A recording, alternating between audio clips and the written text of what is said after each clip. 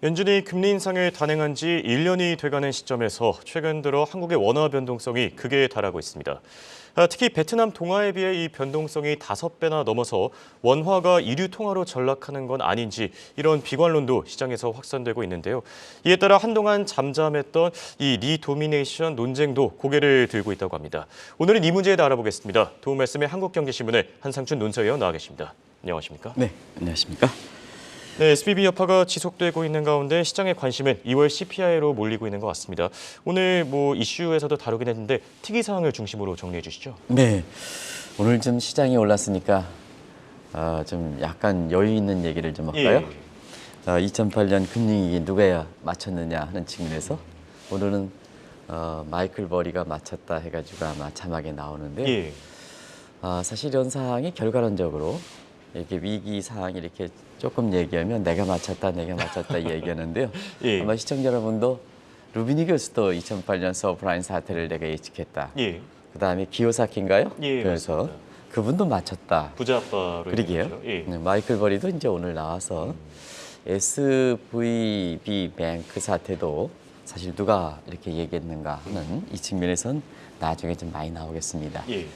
지금 이번에 SB 사건에 CEO도 주식을 가장 먼저 팔았고 그렇죠. 인출 사태에 있을 때 직원들도 사실 눈에 지켜보면서 가장 많이 팔았던 도덕적 해이 문제가 나왔기 때문에 예. 지금 미국의 그 법무부라든가 긴급 조사에 들어갔거든요. 어떻게 고객 돈을 이렇게 해서 고객들의 사항을 전부 지켜봐서 고객의 돈을 안정적으로 지켜야 될 사람이 가장 먼저 자기 이익을 취했다 하는 그렇죠. 이 측면은 어제도 좀 말씀드렸습니다는 자본주의라는 것은 자기 책임 원칙이고 도덕적 해이를 방지하는 측면에서 지금 법무부에 긴급 조사가 들어가서 나중에 아마 결과가 나올 거로 봅니다. 예. 그런 측면에서 SB 사태는 누가 가장 먼저 예측했을까 하는 측면에서는 아무래도 SB의 CEO라든가 예. SB 직원들이 아닌가 하는 우리가 우스갯소리 합니다는 이게 상당히 시사점을 많이 던져주는 것이 아닌가 하는 생각이 듭니다. 지금은 그 금융사들이 사실 고객 돈이 굉장히 소중하기 때문에 그 고객 돈을 유치하는 심정으로 예. 최고 책임자일수록 오너와 그다음에 CEO라든가 이런 사람들이 책임지는 원칙을 취해야 되거든요. 그래서 우리나라 같은 경우에는 무슨 회사 보면 이사의 의장이다 딱 해서 뒤쪽으로 빠져놓고 CEO를 앉혀놓고 뒷전에서 인사라든가 이런 걸 이렇게 모든 게 관장하는, 그래서 문제가 되면 자기 책임을 지지 않는 예. 이런 것은 아마 오늘 이복현 금감원장께서도 계속해서 홀로 이렇게 굉장히 많은 수고를 하신다고 굉장히 방송을 마치게 들었는데요. 예. 이런 문제도 좀 이번 사태를 계기로 해서 책임지는 데에서 뒷전에 물러가 있는 이러한 분들에 대한 규제가 있어야 될 거로 이렇게 봅니다. 예. 아무래도 많은 시사점을 던져주는 대목이 아닌가 생각하는데요. 일단 오늘 다행스럽게 예. 6월 CPI가 전년 동월비로 6% 해서 미국 월가에서 이렇게 보면 오늘 같이 이렇게 볼 때 6%보다 한 5%대 얘기 많이 나왔을 거예요. 그만큼 불안하다는 얘기입니다. 그렇죠. 그래서 다행히도 6% 돼서 작년 6월 정점 이후에 9개월 연속 하락세가 지속되는 모습이 돼서 극도로 불안했던 투자 심리가 오늘 회복했다 이렇게 보게 됐습니다. 예. 그런 과정에서 3월 FOMC 회의가 지금 일주일 정도 나와 있기 때문에 사실 페드 회의의 금리 인상에 대해서 어떻게 예상할까 하는 시각인데요. 이제는 빅스텝의 가능성은 거의 제로. 그래서 0%냐, 그러니까 동기열이냐, 0.25%냐 예. 이 수준으로 가다 보니까 여러 가지 0.5%에 대한 불안감이 많이 해소되면서 오늘 주가의 상승 요인으로 이렇게 됐는데요. 지금 상태는 세 가지 측면에서 0.25 밑으로 사실 3월 회의 결과가 나오지 않겠나 이렇게 보고 있습니다. 일단 물가 안정세, 예. 이건 사실 가장 첫 번째 요인이고요.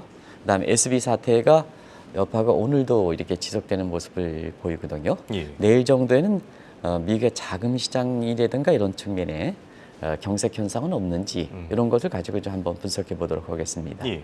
그래서 SB 사태가 계속되기 때문에 이걸 완충시키는 차원에서 페드 입장에서 책임론이기 때문에 빅스텝으로 금리를 올리기는 상당히 힘들다 하는 것을 말씀드리고, 누누이 말씀드리는 미국의 물가가 완전히 잡히지 않은 상태에서 금융시장도 이렇게 포레스 오브 컴포지션 같은 이런 금리 물가를 잡는 과정에서 이렇게 툭툭 SB 사태 같은 이렇게 터져 나오다 보니까 예. 결과적으로 이러한 페드의 책임론인 상태에서 저렇게 금리를 0.75까지 11월에 가다가 0.5로 12월 가다가 1월달 0.5로 이렇게 내리다가 그 다음에 이제 3월달에 0.5로 가면 페드의 그 책임론, 비판론 이게 굉장히 불거질 수가 있거든요. 예. 그런 상태에서는 지금 0.25%포인트나 아니면 동결적으로 가지 않겠나 이렇게 보고 있습니다. 그래서 지금 SB 사태 이후에 그리고 2월달 CPI 이후에 3월 그 페드 회의가 아마 시청자 여러분한테도 관심이 될 거 이렇게 보이는데요. 3월 경제 전망은 한 작년에 올해 성장률 0.5%에서 1% 이상으로 상향 조정될 거 이렇게 보고 있는데요. 예. 점도표상에 사실 이번에 SB 사태가 우리 홍익국께서도 기억나시겠습니다는 대체로 최고금리가 5.5, 10월에는 5.1 정도 잡혔는데 5.5로 됐습니다는 이게 SB 사태로 해서 이게 최고금리가 좀 낮아질 가능성이 있거든요. 예. 그래서 과연 5.5% 이상으로 기존의 방식으로 계속해서 가지겠느냐 하는 이 측면에서는 물가 안정을 일으킬 수 있는 대목이기 때문에 굉장히 주의 있게 바라봐야 된다 하는 걸 말씀드리겠습니다. 예. 그렇다면 본격적인 주제로 한번 넘어가 보겠습니다. 이번 SVB 사태 이후에 한국의 원화 가치가 크게 흔들리고 있어서 지금 불안한 투자자분들 참 많을 것 같은데요. 원화 변동성 길게 보면 뭐 코로나 사태 이후에 가장 심하지 않습니까? 네, 그렇습니다.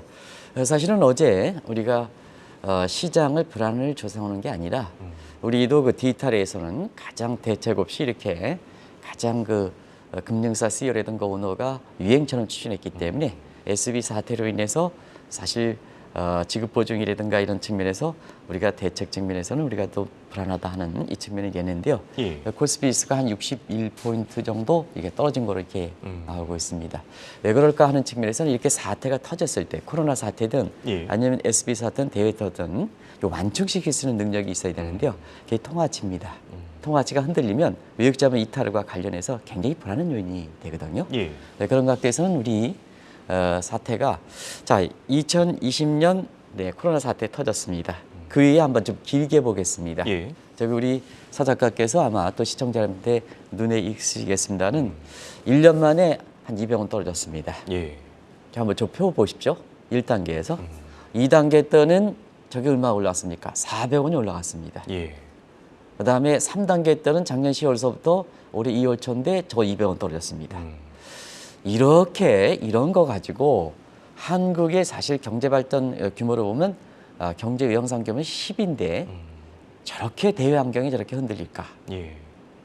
그러면 기업이라든가 투자자 입장에서는 저렇게 1년 관계로 해서 100원, 200원씩 왔다 갔다 하는 모습 가지고 우리 경제 독립성과 안정성을 어떻게 보장할까 하는 측면이거든요. 그리고 이번에 한번 예. SB 사태를 한번 계기로 해서 환율이 자 월요일날은 예. 2원 떨어졌습니다. 어제는 11원 올랐습니다. 이렇게 되거든요. 예. 이런 관점에서 보면 이번에 이렇게 한국은행의 이창용 총재를 비롯해서 관련된 사람은 한번 이 문제를 구체적으로 좀 검토할 필요가 있는 것이 아닌가 생각합니다. 예. 네, 그래서 제가 하루의 변동성을 코로나 이후에 한번 그리고 미국의 금리 인상 이후에 지금 1년이 됐습니다는 예. 지금 외환 시장과 시장의 가장 큰 페드의 금리 인상 이후에 하루의 변동성을 한번 따져봤습니다. 우리 원화의 변동성은 하루에 일평균 미국의 금리 인상 이후에 0.5%가 넘었습니다. 이걸 지금의 1,300원으로 기준을 하늘을 보면 하루에 뭐냐? 하루에 7원이 넘었습니다. 이 수준은 어떨까 한 측면을 시청자분한테 보여드리겠습니다. 예. 태국의 바트화가 0.4%인데 이거보다 높습니다. 그리고 우리보다 월등히 낮았다는 인도네시아 예. 루피아죠. 그리고 인도는 루피입니다. 인도네시아는 루피아화가 되고 예. 인도는 루피 환율보다 우리의 원화 환율 변동성이 2배나 많습니다. 그만큼 변동성이 많이 힘들었다는 얘기죠. 그리고 우리 이 나라 입장에서는 베트남은 아직도 이렇게 쭉 이렇게 낮게 보지 않습니까? 베트남 통화가 동화인데요. 동화에 대비해서는 5배가 변동성이 큽니다. 예. 그러다 보니까 자연스럽게 2류 통화 나오고 3류 통화 나오면서 이 코로나 사태든 아니면 SB 사태든 우리의 금융시장이 어제 코스피도 62%가 급락하는 모습을 이렇게 보이고 있는데요. 이만큼 금융시장의 안정성이 보장되지 못하고 그리고 이렇게 원화가 변동이 돼 심하면 기업이라든가 예. 그 다음에 지금 뭐 서학개미라든가 이런 측면에서 해외 투자도 좀 많이 되지 않습니까?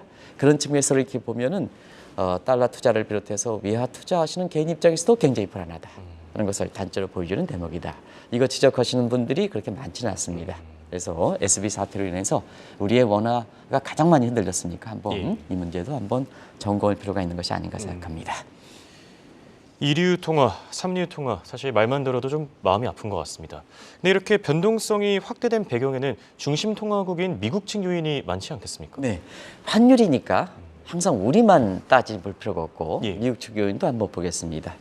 미국이 이제 금리 인상이 작년 3월 15일 날 올린 지 딱 1년이 됐습니다. 오늘이 3월 15일이죠. 예. 그래서 지금까지 이렇게 보면 미국의 금리 인상 과정은 이 편이 있습니다. 숨가빴죠. 홍영표 1년 동안 시청자 여러분한테 미국의 금리 인상 과정 전해주시라고 굉장히 숨가빴을 겁니다. 예. 그리고 거칠었습니다. 우리가 3월 달 0.25% 올리고 5월 달에 0.5%, 6월 달 0.75. 이게 경제 주체들이 대응하지 못할 정도로 빠른 속도로 올리다 보니까 예. SB 사태 같은 이런 사태가 터지게 되는 거거든요. 그렇죠. 그래서 아주 거칠었습니다. 그리고 변화무쌍했죠. 그래서 이런 그 대목이 사실 원화 가치에도 이렇게 영향을 미친 것이 아닌가 이렇게 보고 있습니다. 예. 그러다 보니까 이게 미국의 파이드가 이렇게 변화무쌍하고 거칠게 되면 하는 입장에서도 사실 이것에 통해서 따라가면 안 됩니다. 국내 여건에 맞게끔 해서 저렇게 미국의 페드가 춤추는데 한국이 저기에 하느니 저기에 페드 따라가시기로 하면 예. 미국은 중심 통화에서 중심 돌아서 잡혀주는 측면이 있지만 한국은 뭐냐 비기축 통화입니다. 더더구나 외환위기를 경험한 국가입니다. 예. 그럼 우리는 더 춤출 수밖에 없다 이렇게 보겠습니다. 우리는 변화무쌍했지만 거기에 체인지 이런 버러티브리티해서 그레이트가 비칠 만큼 대격변이다, 대변동성이다 이렇게만큼 우리 금융시장이 흔들렸다 이렇게 보겠습니다. 아무튼간에 예. 미국의 페드의 책임이 있지만 미국의 페드가 지난 1년 동안 거칠고 변화무쌍하고 이런 그 과정에서 우리 그 비기축 통화인 한국의 원화 가치가 이렇게 흔들린 것이 아닌가. 물론 주가도 마찬가지로 흔들렸겠죠. 이런 과정이 보인 것이 아닌가 이렇게 보고 있습니다. 그런데 일각에서는 이렇게 원화 변동성이 확대된 배경에 미국 측 요인보다 우리 측 요인이 더 많다 이런 시각도 있습니다. 네. 아무래도 이제 미국 측 요인은 우리가 통제할 수 없는 변수죠. 예. 그런 측면에선 자 코로나 사태든 그다음에 SB 사태든 이렇게 딱 나왔을 땐 우리가 완충시키면 되는 거죠. 그러면 원화의 변동성을 줄일 수가 있는 거죠. 예. 그런 측면에서 보면 사실 우리의 원화 변동성에 있어 보면 외국인 자금의 유출입 문제가 사실은 우리나라의 원화 변동성을 확대시키는 이런 그 측면이 가장 큰 요인인데요. 예. 그러면 그동안 누차에 지적했습니다는 우리나라의 원화의 위출의 유출 문제는 펀더멘탈보다도 환차익 때문에 그랬다. 환차익이 기대될 거로 이렇게 보이면 자금이 쑥 들어오는 거고 예. 환율 떨어지는 거고 그다음에 환차선이 나오면 자금이 이탈하는 과정에서 원달러이 오른다. 변동성 확대된다. 예. 이렇게 이제 보시면 되겠습니다. 그런 측면에서 사실 이러한 원화의 변동성이라든가 하는 측면은 계속해서 외국 자본 유출입이 심할 때마다 정책 단계에서 그동안 계속해서 이 변동성을 줄이기 위해서는 그 완충시킬 수 있는 우리 펀더멘탈이 몸이 튼튼해야 된다. 예. 그런 측면에 건의는 계속했었거든요. 그런 측면에서 우리 펀더멘탈 한번 보겠습니다. 우리 펀더멘탈은 동남아 국가도 지금 안 좋습니다. 예. 인도네시아든가 경우에 따라서 싱가포르, 말레이시아뿐만 아니라 베트남뿐만 아니라 인도보다도 펀더멘탈이 굉장히 안 좋다는 걸 말씀드리겠습니다. 예. 그래서 우리가 완충시킬 수 있는 능력이 거의 없다 하는 걸 말씀드리겠는데요.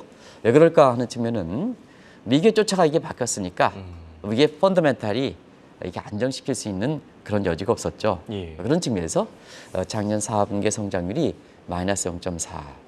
올해 1분기 성장률이 역성장되는 게 아니냐 벌써부터 나오고 있고요. 예. 왜냐하면 지금 무역 수지가 2월 달까지 이렇게 거의 180억이 넘는 상태에서 3월 10일까지 한번 통계가 이렇게 나온 거를 이렇게 보겠습니다. 그러면 228억 달러로 확대됐습니다. 예. 그러면 이게 이제 순수출 측면에서 마이너스로 GDP 성장에 들어가는 거거든요. 순수출 기여도 이렇게 해서 GDP 성장률 보면 마이너스 들어가니까 성장을 갈아먹죠. 예. 그런 측면에서 보면 1분기도 성장률이 역성장되는 게 아니냐 하는 측면입니다. 그러다 보니까 우리 입장에서 보면 결과적으로 보면 펀더멘털이 이렇게 안 좋다 보니까 예. 외국 자본의 유출입이 그만큼 잡아줄 수 있는 요인이 없다 보니까 흔들리게 돼, 대외 여건이 흔들리게 되는 이런 측면에서 변동성과 원화 변동성과 주가의 변동성이 심해진 것이 아닌가 이렇게 보고 있습니다.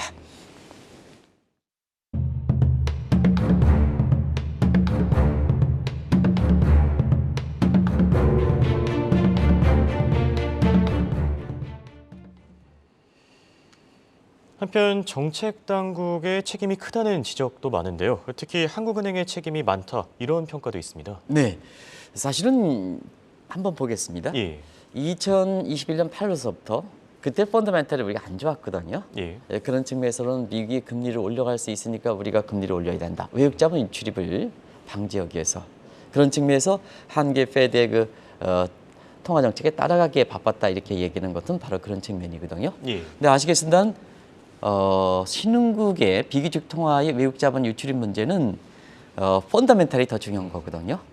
근데 펀더멘탈이 우리가 나쁜데 예, 미국이 금리를 올려간다 하니까 거기에 외국 자본 이탈을 방지하기 위해서 우리도 금리를 올려야 된다. 그러면 펀더멘탈은 더 악화되겠죠. 예, 두 번째는 사실 이창용 한은 총재가 들어오시고 나서 인플레를 잡기 위해서는 한국의 내부 여건이 좀 어렵지만 그래도 금리를 올려야 된다. 그러면 한국 입장에서 금리를 올리는데 우리의 지금 인플레 요인은 미국도 마찬가지겠습니다는 예, 페드 1년 정도를 이렇게 하면서 오늘 미국의 물가가 다소 좀 안정을 찾긴 했지만 여전히 6%는 인플레 타겟팅 선인 2%보다 3배 이상 높은 수준이거든요. 예, 왜 그럴까 하는 측면은 미국도 그렇고 한국도 그렇고 수입 물가가 지금 이번에 물가 상승의 가장 주범들이거든요. 그래서 공급 측 요인, 수입 물가를 잡는데요. 예를 들어서 우리의 금리를 올려서 원화 강세를 시킨다, 수입 물가가 안정된다 이런 측면에서는 사실상 우리 입장에서 보면 금리를 올린다 하더라도 외국 자본이 외환 시장에 영향을 미치는 점을 감안해 볼 때는 비규칙 통화는 원화 강세로 나타나진 않습니다. 쫓아가기에 바쁘니까. 예, 그런 측면에서 이 대목도 물가를 잡히는데 금리 인상이 영향이 없다면 정책이라는 건 양면성 특징을 갖고 있지 않습니까? 그런 측면에서 우리 경기를 금리를 올리다 보니까 예, 우리 MZ 세대들이든가 소상공인 같은 경우는 소비 성향이 높은 상태에서 지금의 중산층이 무너지다 보니까 우리 국민들은 대부분 다 인구 피라미드의 밑에 계층, 바텀 오브 피라미드에서 밑에 계층에 있는 사람들이거든요. 예, 이 사람들은 뭐냐면 금리를 올려서 사실 가계부채가 목까지 탁 있는 상태에서 금리를 조금이라도 올리면 그냥 거리에 나가 떨어지게 되는 거거든요.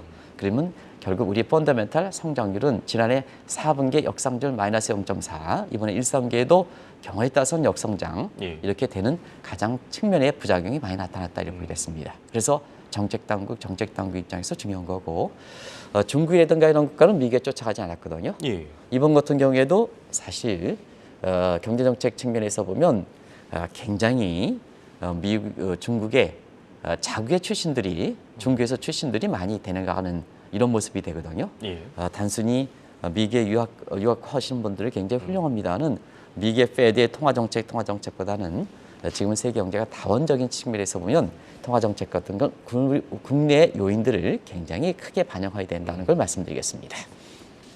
여기 또 지적하지 않을 수 없는 게 지금 이 당국의 달러 수급 정책일 것 같습니다.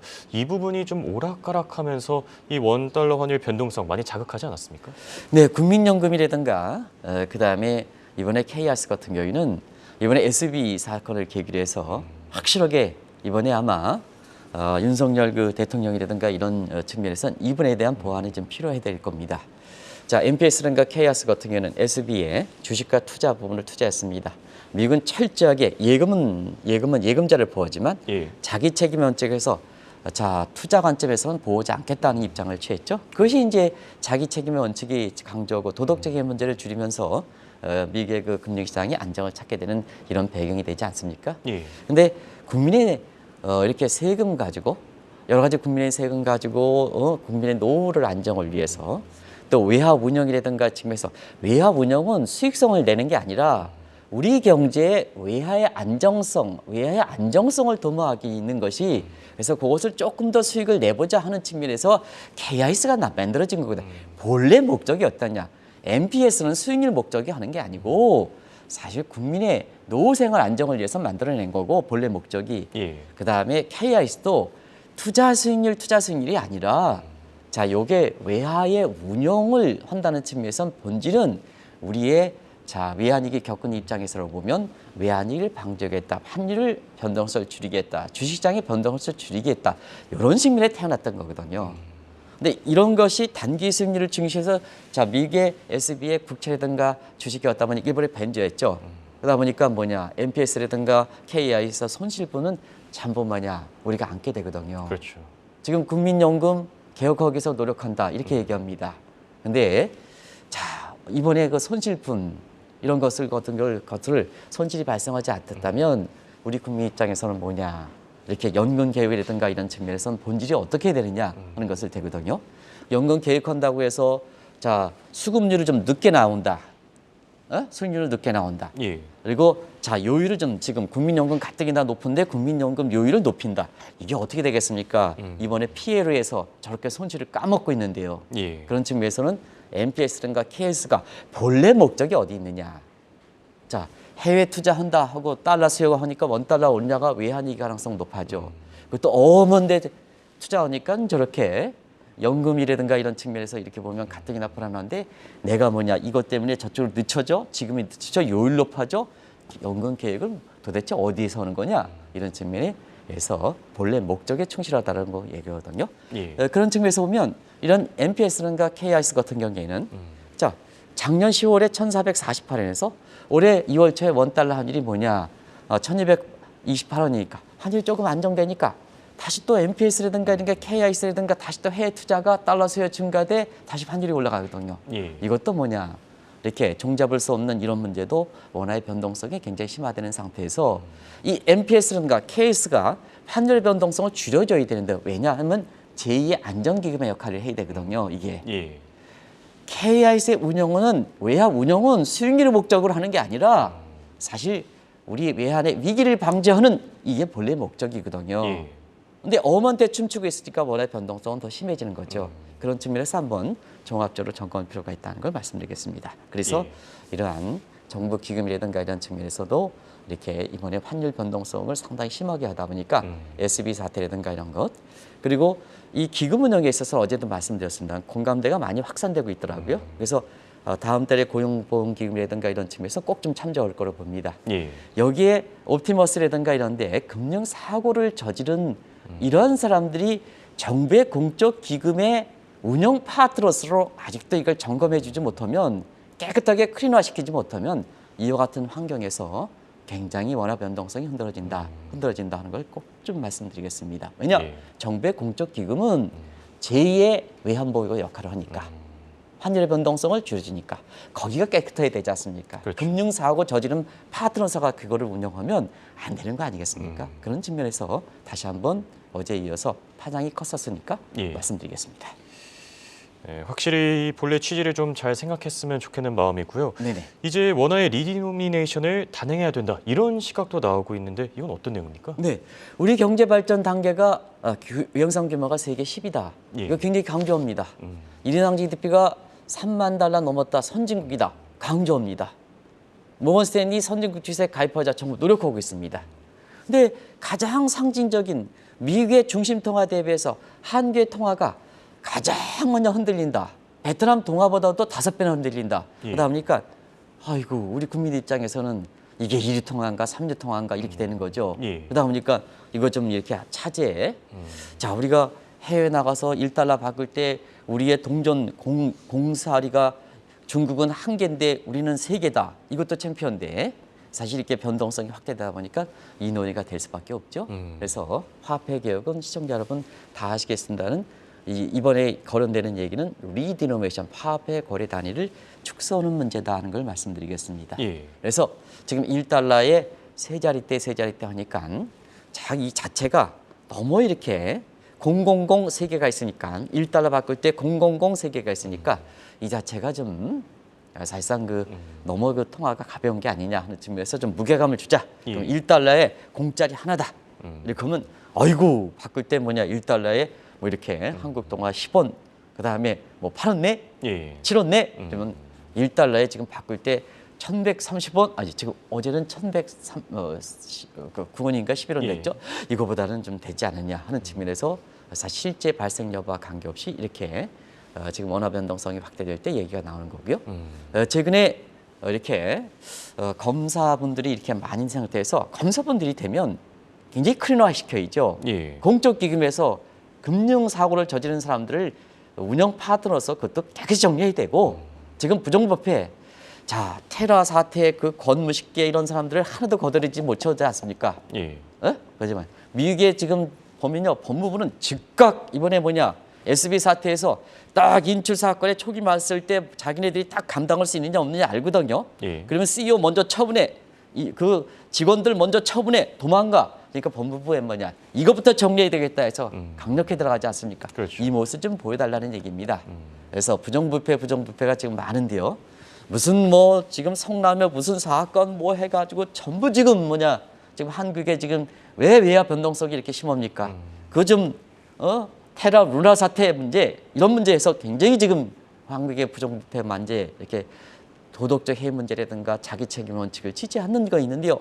아이 검사 정부의 강점은 뭐냐? 그런 거 해야죠. 그런 거 해야죠. 무슨 자리 차지하는 것보다 그런 거 해야죠. 그거 기대하는 거 아니겠습니까? 예. 그런 것부터 좀 정리를 싹 해야지. 이런 이렇게 원화 변동성이 할 때 화폐 개혁 얘기가 나오지 않는다 하는 걸 말씀드리겠습니다. 네, 그럼 결론을 맺어보겠습니다. 화폐 개혁 추진 필요성 어느 정도 됩니까? 하면 안 됩니다. 이게 변동성이 한다고 해서 하면 안 됩니다. 예. 그래서 왜 이렇게 원화의 변동성이 이렇게 심할까 하는 측면에는 이창용 총재라든가 이런 측면에서 보면 우리가 펀더멘탈을 개선시켜야 된다. 그래서 이번에 이렇게 우리가 물가를 잡기 위해서 금리를 올리는 것보다는 펀더멘탈을 개선시켜야 된다. 경제를 성장률을 끌어올리고 그다음 위태계층들을 좀 가계부채 부담을 줄이고 그 사람 생활을 안정시키고 이런 쪽으로 가야 된다는 것을 말씀드리겠습니다. 그런 쪽으로 하면 이런 쪽의 얘기는 안 나온다는 걸 말씀드리겠는데요.